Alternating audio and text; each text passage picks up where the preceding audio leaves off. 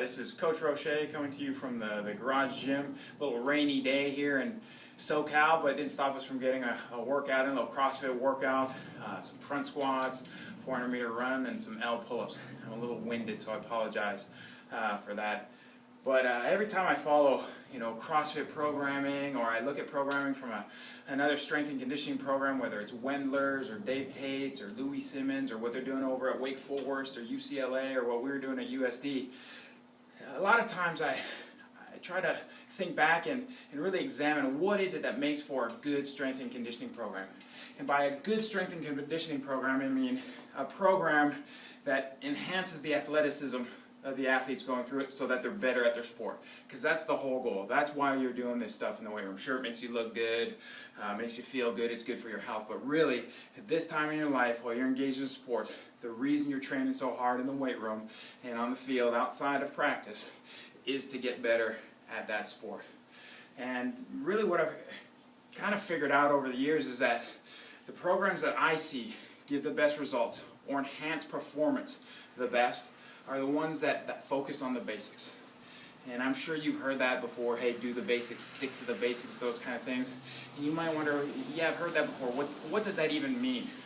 And I think there's three parts to doing the basics well. And the first thing is, I've got them written up here, exercise selection. And by that I mean that you stick with ground-based, multi-joint, fundamental movement patterns. The kind of things you see we use regularly in Train Heroic: squats and deadlifts and presses and benches and sprints and med ball throws and all the body weight calisthenics, push-ups and pull-ups and all those movements that we do, things we do with kettlebells and dumbbells and all the Olympic lifts.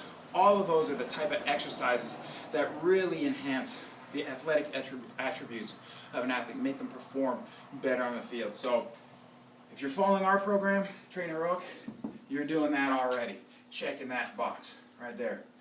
The next thing is, and I harp on this all the time because it's so important, the only way these movements, these exercises, are going to have a transfer to the field to improve your performance on the field, your running, your cutting, your jumping, your reaction, all that stuff, is if you do them properly. If you're just loading weight on and getting it done any old way, it's going to really minimize how much of the skills you're building in the weight room transfer to the field.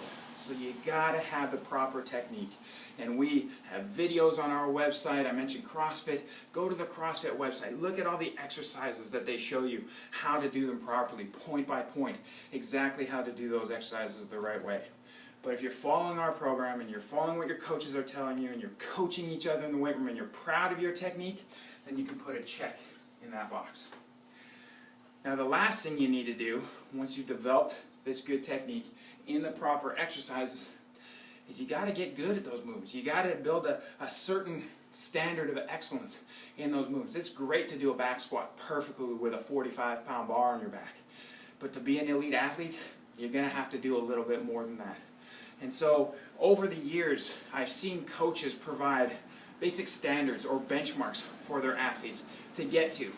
Now these aren't, hey, you reach this number and that's it, you're done, you've done everything you can do in the weight room. No, we're always trying to improve. But these are basic numbers that if you hit these numbers across a bunch of different lifts, we know you're building the type of athleticism, the athletic ability, the strength, the power, all those attributes that will help you succeed on the field as long as you practice your sport and you work hard in your sport. And I've collected a bunch of these benchmarks over the years. I'm going to erase this stuff. And it doesn't erase very well, but I'll get it off of there.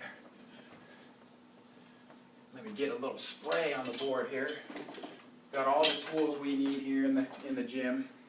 But over the years I've stolen from other coaches benchmarks that seem to transfer well to performance on the field. I'll give you an example. At the University of San Diego, for our football players, we wanted, as a general rule, every player on the team to clean 300 pounds, to bench press 300 pounds, to back squat 350 pounds, and to be able to do a pull-up with 50 pounds of additional weight.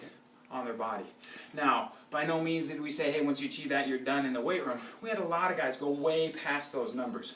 But if they could achieve those numbers, it gave us an idea that they were ready to step on the field and play Division I football. And we wanted them to progress from there, but knowing that those were the benchmarks we wanted to hit, we didn't really try to get our 400-pound benchers to 500 pounds. That is almost a waste of time for an athlete when there's so many skills to work on.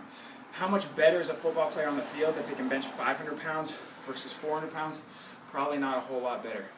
Guy who can bench 400 pounds, go work on your speed, your agility, your squats, or rehabbing injuries, things like that. So it helps us make sure that we're getting broad development for our athletes and all the skills they're going to need on the field. So let me give you the ones that we're going to focus on. I'm going to give you 3 basic ones right off the bat, right here for our trained heroic athletes, men and women.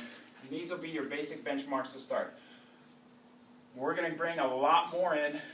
All right, we're always going to challenge you, we're always going to push you, but right off the bat, we're going to look at squat, so that's going to be a back squat. We're going to look at bench, and we're going to look at our pull-up or chin. I don't care how your hands are. All right, now for the back squat, for our men, what we're looking for is that you put your body weight on the bar and you squat it for 15 good reps. So body weight times 15. In the bench, same thing. Body weight times 15. So body weight on the bar, 15 good reps. These are hard goals. These are challenging goals. If you're already there, you're doing a great job. You can keep pushing yourself. But otherwise, strive for these goals.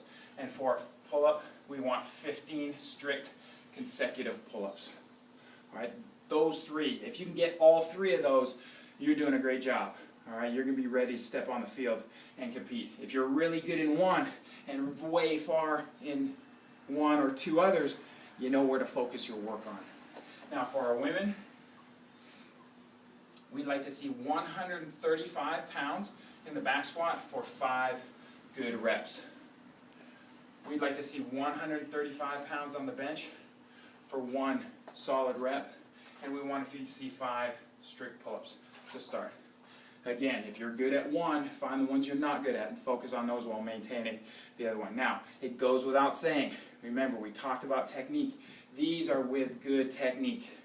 Don't get them any old way and say, hey, I reached the standard. Be proud of the technique you use when you reach that standard, and then no one should be able to call you out and say you didn't really do it.